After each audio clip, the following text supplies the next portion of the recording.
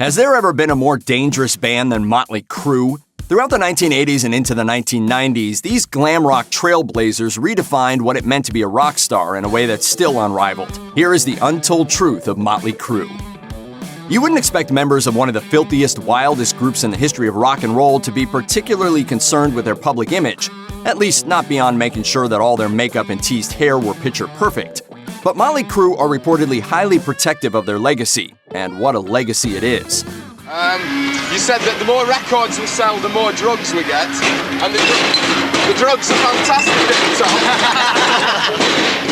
top. According to Blabbermouth, band members are extremely selective when it comes to merchandising, and they're unwilling to simply emblazon Motley Crue on every t-shirt, coffee cup, iron-on, and jacket that comes their way. If bassist and chief songwriter Nikki Sixx can be believed, the band doesn't want to cheapen their legacy by selling out. He said that he and his fellow bandmates don't want Motley Crue to become a group that, quote, were cool once. Here's a perfect example. According to Sixx, the band thought that the central concept behind Rock of Ages was basically Mamma Mia with electric guitars, so they wanted absolutely nothing to do with that project whatsoever, neither the Broadway production nor the 2012 movie. Judging by the reviews that film received, it's safe to say that was a wise decision. Although the core members of Motley Crue are often perceived as a loyal, tight-knit group of men, there have definitely been a few shakeups in the lineup over the years. You'd be forgiven if you didn't know the name John Corabi, but he was in Motley Crue once. In fact, he was even the lead vocalist of the group for a spell. As Louder reports, Corabi replaced Vince Neil as the frontman on the band's self-titled 1994 album. As Ultimate Classic Rock notes, he was promptly booted from the band when his vocals for the 1997 album Generation Swine didn't live up to expectations. Corabi was reduced to a footnote when Vince Neil ultimately returned to the fold in 1997. As he told Rock by Wild in 2012, I was in Motley, and I never knew that they were going to bring Vince back. So things have a way of life just has a way of working itself out. In fact, Neil is reportedly on friendly terms with Corabi, and guitarist Mick Mars has even collaborated with him on some side project stuff.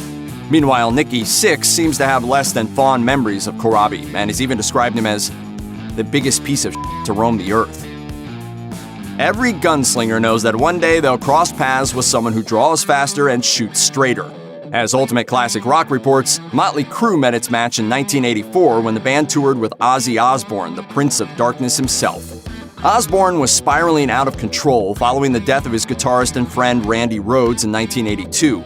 He mostly toured and made albums because of sheer inertia. His wife Sharon feared that things would get even worse if he stopped. This was the deranged man that Motley Crue ended up going on tour with, and the war stories from that time are beyond debauched. The Ozman soon showed the LA kids that they had a whole lot to learn when it came to the art of self-destructing. We'd always have these crazy parties backstage. He would come onto our bus and say, I'm riding with you guys to the next city. In the 2001 Motley Crue Tell All the Dirt, Nikki Sixx recalled the day Osbourne allegedly ran out of cocaine, so Sixx jokingly suggested that he snort a line of ants off the sidewalk instead. He put the straw to his nose and sent the entire line of ants tickling up his nose with a single monstrous snort. I was snorting ants one day. I found me drunk snorting ants on this thing. Crazy stuff. Snorting ants, licking up each other's, and I'm like, oh, dude, let's just go to the room. Let's just chill out. Come on. Are you annoyed by the constant comebacks and semi-annual final tours of old bands that never seem to know when to quit? Apparently, Motley Crue feels your pain, so they've taken steps to ensure that they don't become eternally touring dinosaurs. As Rolling Stone reports, band members are attempting to preserve their legacy through a, quote, cessation of touring agreement. The legally binding contract reportedly went into effect after their aptly named final tour at the end of 2015. Here's how Tommy Lee described their reasoning to Fuse News. How can we confirm this in writing like that? It's no joke. And we went to corporate lawyers. Sounds pretty serious, but that's not to say there aren't a few loopholes. After all, this is Motley Crue we're talking about. Nothing in the contract prevents them from still being a band, and the agreement says precious little about individual performances. As Global News reports, the band has already, quote, risen from the dead to record new material for the Netflix biopic The Dirt. Really, it's anyone's guess whether we'll eventually see a Motley Crue tour called just 150 one-off concerts in a row and not a tour, honestly. Some bands stay together for decades in order to develop and evolve as a group, but some members of Motley Crue have floated in and out of the project, or at least they're more than happy to try their hand at various side projects. According to Ultimate Classic Rock, Vince Neil was the first band member to stray. He temporarily left the band in 1992 and released a solo album the next year. As he told MTV Rockline, "There's still a lot of things that I haven't accomplished in my life that I still want to do, and you have to work to achieve any of those goals." While Neil did his best to keep the party spirit high as Motley Crue struggled with murky grunge and misplaced aspirations of growing up, he ultimately realized he was far more effective at his day job. According to Loaded Radio, Tommy Lee isn't terribly fond of his own solo stuff, nor his work with Methods of Mayhem. In fact, he even says solo albums are a waste of time. Meanwhile, Nikki Sixx has his 6 a.m. supergroup, which may or may not be on hiatus, according to Loudwire.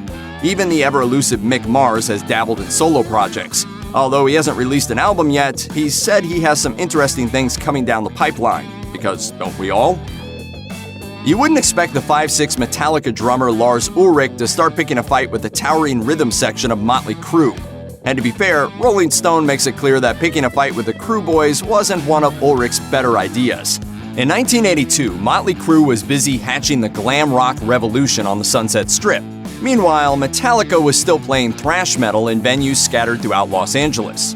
This reportedly led to some bad blood between the two groups, and the situation allegedly came to a head one night when Ulrich was standing outside the Troubadour and saw Nikki Sixx and Tommy Lee on the street. As Ulrich tells it, his immediate reaction was to shout, "Motley Crue."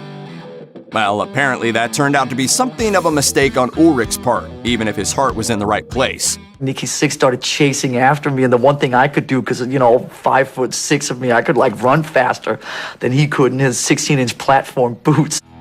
The members of Motley Crue have spent a lot of time together over the years. As such, they reportedly weren't too keen to spend the last stages of their touring life hunched together in the back of a minivan. According to Blabbermouth, the band traveled together in name only, as each member had his own separate tour bus. So what was the reasoning behind this arrangement? Does it mean they don't like to hang out with each other anymore? Depends on who you ask. Mick Mars has accused Vince Neil of distancing himself from the rest of the group. Meanwhile, Neil says everyone's still great friends and claims they made that bus arrangement simply because they could afford to travel in luxury. Since several band members have their families on the road with them, it's not like there's too much room for the kind of rock band nastiness they were once known for. According to Louder, Nikki Sixx claims that the other members of Motley Crue are, quote, not enemies, but not friends. Would you ever take business advice from Motley Crue? According to Fast Company, there are way worse people to analyze when it comes to vocational success. The band might look like a messy affair, but their debauched antics hide a surprisingly savvy business plan. Nikki Sixx says he understands why an outsider might have a tough time understanding why the band still exists anymore. However, he points out that Motley Crue have been operating like a well-oiled machine for years. That's thanks to their manager Alan Kovac, who joined the Crue back in 1994 and helped orchestrate a formal, structured business attitude in the group. That doesn't mean they can't mess around. It just means there's a core foundation in the business plan that guarantees all the important decisions are made. You know The Dirt, that sordid 2001 tell-all that was adapted into a Netflix biopic in 2019? Well, that whole project is part of their band's marketing strategy. By collaborating with the book's author, the band was able to control the narrative, and they even dropped a greatest hits album near the publication date to maximize profits. Motley Crue isn't as much of a boys' club as you might think. In fact, they even used to have a female drummer. According to NRK, the band's new tattoo tour in 2000 was plagued with Spinal Tap levels of drummer trouble. Tommy Lee wasn't in the band at the time, and his replacement Randy Castillo became ill and was unable to take the stresses of touring. In their search for a replacement, the boys in the band turned their inquiring eye to Samantha Maloney, the former drummer for Hole. In a fix, Nikki Sixx reportedly contacted Maloney, who immediately jumped on the plane and proceeded to play the rest of the tour.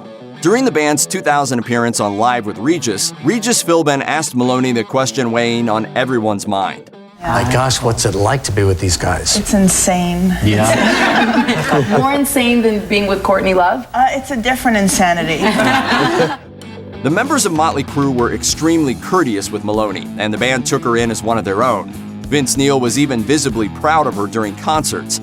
However, she was certainly well aware of the band's checkered history. In fact, writer Neil Strauss was following the band around and interviewing them for The Dirt, so she got to hear quite a few sordid stories straight from the horse's mouth. In 2009, she admitted that she was avoiding reading the book because she didn't want it to affect the way she thought of the Crue guys. If you're looking for non-stop debauchery, look no further than Motley Crue's early years. The music is great. Motley Crue, the way they dress. They're cute. They're awesome. Totally babes. Nikki Sixx confessed to doing something quite unseemly to a police car in those heady days. I didn't smash the cop car window, I peed in the cop car window. And on one occasion, the band reportedly invited everyone in the audience to party at their place after a gig. The apartment they lived in at the time wasn't any great shakes either, to put it lightly. According to The Dirt, members shared an apartment near the legendary Whiskey A Go-Go, a venue they played often. Well, there was a mountain of beer cans outside. There was one plant in the corner, it was dead. It was pretty destroyed. The apartment was done. According to Ultimate Guitar, those early parties were beyond nuts. People got utterly wasted, and there were orgies, lots of them. Wall-to-wall girls, blonde, big little clothing. They all want Nikki Sixx. They were wearing their own half naked in there. I hated it. According to Rolling Stone, people would pour inside the Crue place to party, and many of those visitors were future rock stars who would later find success in bands like Rat and Wasp. So just how raunchy were these parties? We would have never survived with this. With social media, we would have tweeted things. None of us are throwing eggs at houses. Take that. Check out one of our newest videos right here. Plus, even more grunge videos about your favorite stuff are coming soon. Subscribe to our YouTube channel and hit the bell so you don't miss a single one.